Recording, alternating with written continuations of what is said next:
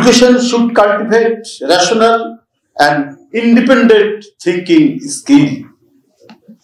ছাত্র যখন independent thinking চিন্তার দক্ষতা বাড়বে তখন তাদের দৃষ্টির মধ্যে তার আদর্শ এবং যাই থাকুক সবার উপরে একটা কমন একটা সামগ্রিক বিষয় নিয়ে তারা ভাবতে পারবে। এই জন্য স্টুডেন্ট ইউনিয়নগুলো খুব ওপেন থাকে এবং স্টুডেন্ট ইউনিয়নগুলো একেবারে মানে মুক্ত ডিবেটের ব্যবস্থা করে। সেখানে যদি ছাত্র নেতার চিন্তাধারার সাথে কোনো জাতীয় নেতার চিন্তাধারার পার্থক্য হয় অথবা তার আরেকটি কোনো প্রতিপক্ষ ছাত্র নেতার যদি কোনো ধরনের বিতর্ক হয় সেটাকেও তারা অ্যালাউ করে, যেটা আমি শশী থারুরের একটা উদাহরণ দিয়ে বললাম। তাহলে আপনার ক্যাম্পাসের যে মূল লক্ষ্য জ্ঞান চর্চা এবং মানব চরিত্র গঠন, যেটা বার্টন রাসেল বলেছেন। আরেকটা সংজ্ঞা আছে, সেটা হচ্ছে learning of freedom, freedom of learning, freedom of discussion, এবং এর সাথে হচ্ছে নিশ্চিত করবে সেটা হচ্ছে কমিউনিকেট দি ট্রুথ। আপনার যদি শিক্ষার স্বাধীনতা থাকে, আপনার যদি গবেষণার স্বাধীনতা থাকে, আপনার পড়াশোনার স্বাধীনতা থাকে, তাহলে আপনি সত্যের সন্ধান খুঁজে পাবেন। এটা হচ্ছে বিশ্ববিদ্যালয়ের সংজ্ঞা হিসাবে আজকে সর্বজনীনভাবে স্বীকৃত একজন মনীষী, আমার নামটা আমি ভুলে গেছি, তিনি এই কথাটি বলেছেন। তো আজকে ঠিক এইরকম একটি জ্ঞান ভিত্তিক একটি জায়গায় যদি দাঁড়াতে পারে এবং সেইটার চর্চা আমি প্রত্যাশা করি ডাকসুর কাছ থেকে।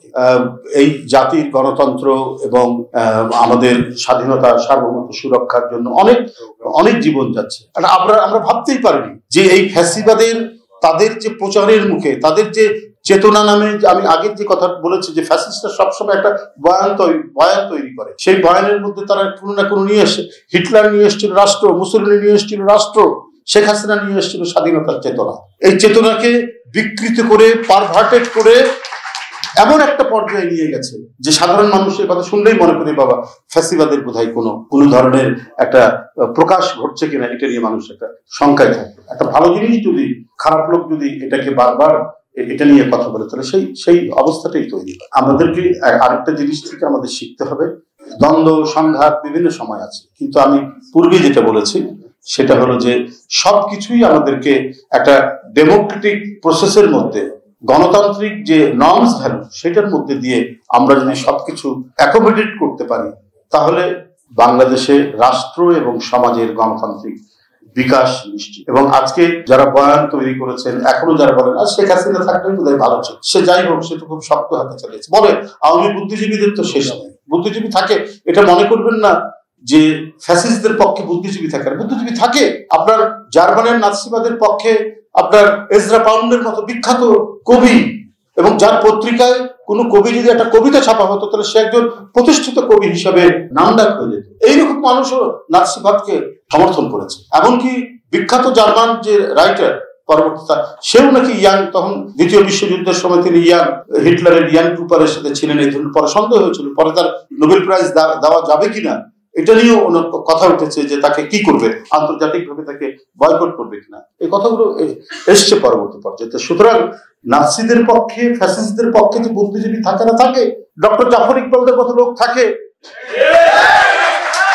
ওরা তো থাকবে, কিন্তু ওরই মধ্যে যেটা সত্যের সন্ধান করে আপনাদেরকে এগোতে হবে। আমরা আরবের একজন বিখ্যাত জ্ঞানী লোকের কথা জানি, আপনার নাম শুনেছেন, আমি যতটুকু মনে হয় যে পবিত্র কোরআন শরীফে তার কথা আছে, লোকমান হাকিম। লোকমান হাকিমকে তার শিষ্যরা বলছে যে হুজুর আমরা আদব শিখবো কি করে? তো উনি বললেন যে বেয়াদবের কাছে। কি ব্যাপার এটা বলাতে তো খুব বিস্মিত হলো যে হুজুর এটা কি বললেন।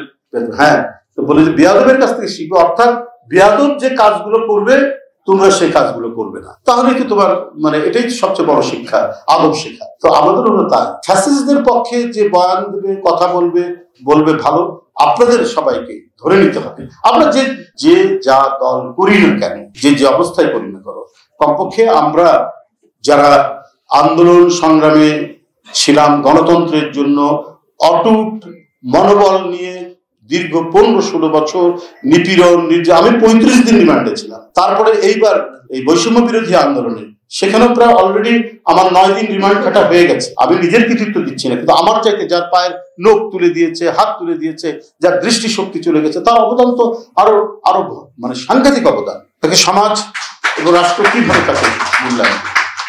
সুতরাং আমি মনে করি যে আমরা পূর্বের কোনো ঘটনার আর যেন যাতে না ঘটে, কোনো কিছু যেন না হয়।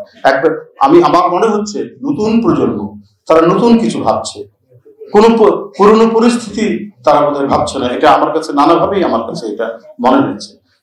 নতুন যে ভাবনা, এই ভাবনা দিয়েই গড়ে তুলতে হবে আমাদের প্রাঙ্গণ, আমাদের শিক্ষায়তন সবকিছুই রাখতে হবে। আন্দোলন সংগ্রামে যারা অংশগ্রহণ করেছে, ছাত্র রাজনৈতিক দল, সে জাতীয়তাবাদী ছাত্র দল হোক, ইসলামী ছাত্র শিবির হোক, বামপন্থীরা হোক, ডানপন্থীরা হোক, সবাই নিজস্ব মতামত নিয়ে, নিজস্ব চিন্তা নিয়ে পারস্পরিক ডিসকাশন এবং আলোচনা সমালোচনার মধ্যেও কোনো কোনো জায়গায় একটা সিম্পল পয়েন্টে আবার আমাদেরকে একত্রিত থেকে আমাদের প্রতিষ্ঠানগুলোকে আমাদের বাঁচাতে হবে। আমরা যেন এটার কোনো কিছুর যেন পুনরাবৃত্তি না হয়, ফ্যাসিস্টদের যেন কোনো পুনরাবৃত্তি না হয়। ওরা যা যা করেছে তার পাল্টা কাজগুলো আপনাদের করতে হবে। এখানে আমি সবার উদ্দেশ্যেই আমি এখানে বলছি। তো এইটা করতে পারলে